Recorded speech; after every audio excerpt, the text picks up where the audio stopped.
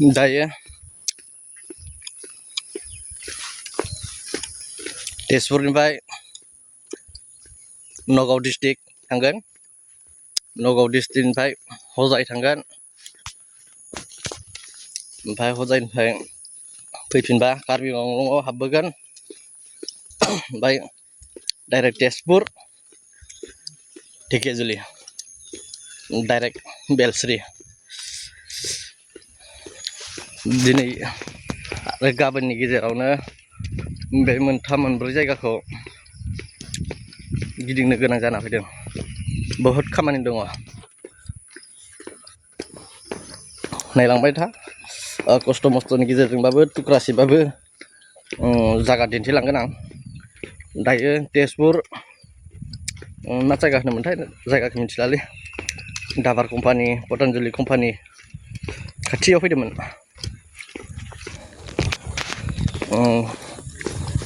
नंखाय नुदोंबा कम्पानिनि सावगारिफोरखौ भिडिअ क्लिप लानाय दङ, साखाथियाव देखायना होगोन आं।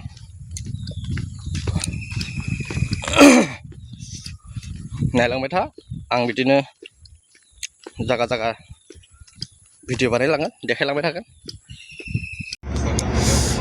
दायो एसि गारियाव गाखोबाय आदाजों आंजों। एसि गारि नगाव थांनाय।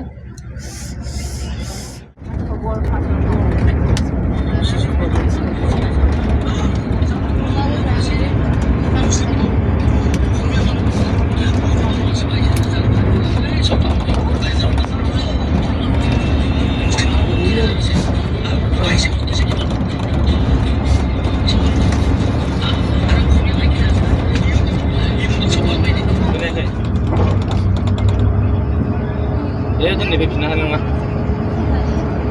गाबोनसो फैनोसै। गाबोन फैनोसै। टुलगेट मोनबाय। टुलगेटआव जों बेबो लायो नामा फैसा? 5,000 नै इयाव लामायाव ओंखारसंना जादों। टुलगेटआवसो जायो होनबा? टुलगेट।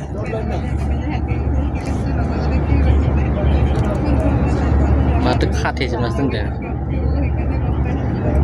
अभार साइज भेहिकेल।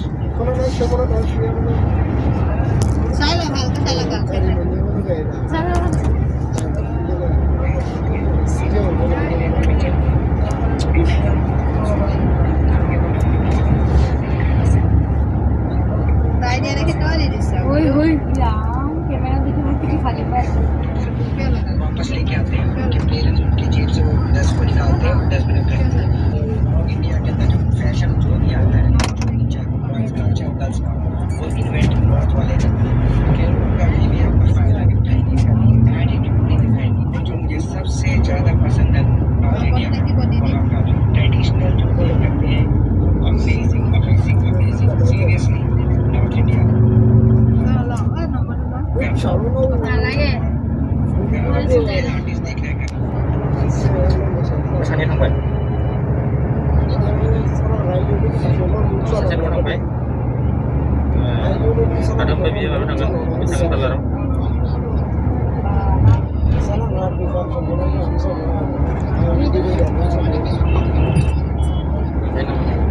थाङो दा?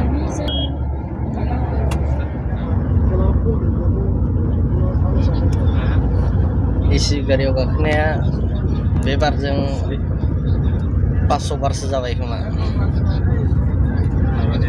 ट्रेभेलिं खालामै खालामै एसि गारियाव गाखोनाया 500 बारसो जाबाय। दायो नगाव बाइपास ओंखारनोसै। बेनिफ्राय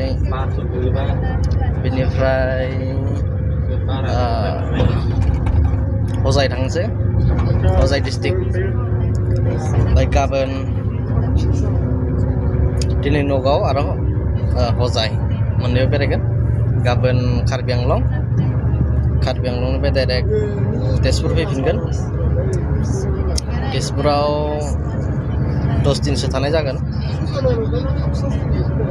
बेनिफ्राय ढेकियाजुलि थांसिगोन लासैनो। दायो मा जायगा मोनखो लकेसन नायनाय जायाखै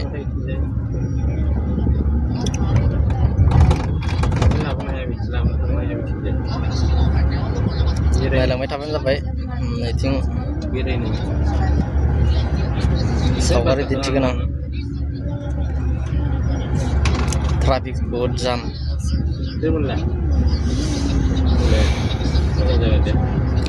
गारियानो बांद्राय जाबाय आसामाव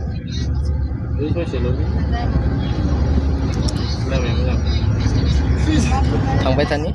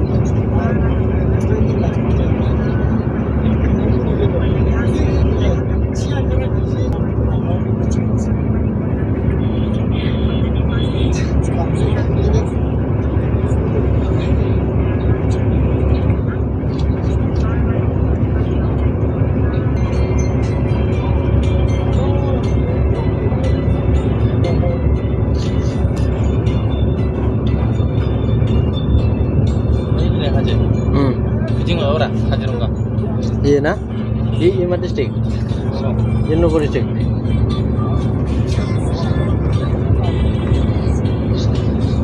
sing kangen auto gede Nogor man ngambang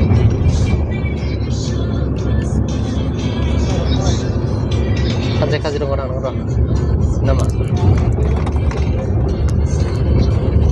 jadi sampai kaji dong ya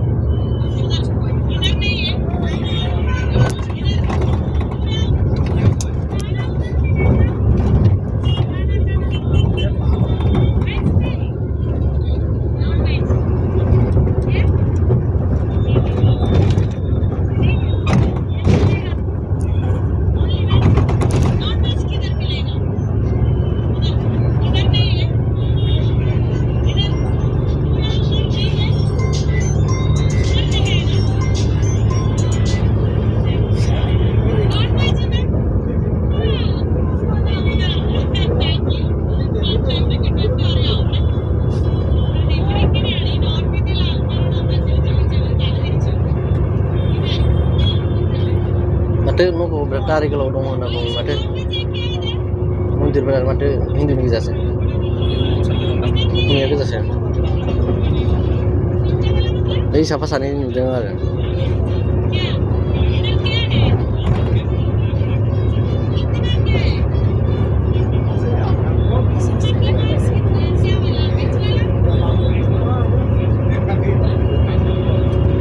बाब्रे गरमा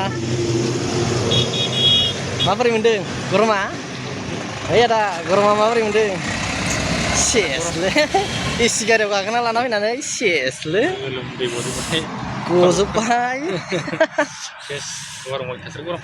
बा नै सान्दुंखौ देखायनि र' बाब्रे सान्दुङा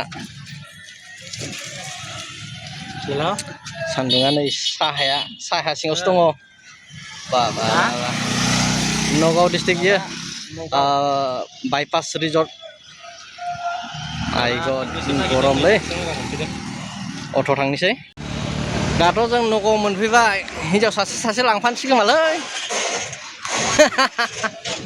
हिनजाव लांफानांगौ ना नाङा नगावनिफ्राय ओइ आदानो हिनजाव सासे लांसै आंनोबो सासे लांफानोसैलै जायगायावथ' मोननो थान जाबाय माथो हिनजावफोरखौनो नगावनिफ्राय लांफानोसै खम जारला दोनथ'नोसैलै दायो लंका मोनफैबाय अट' गाखोना दङ आरो मायाव थाङोमोनलाय आरो दायो बेलतला काकि बेलतला ना नङा आदाजों सिनायाखै आदा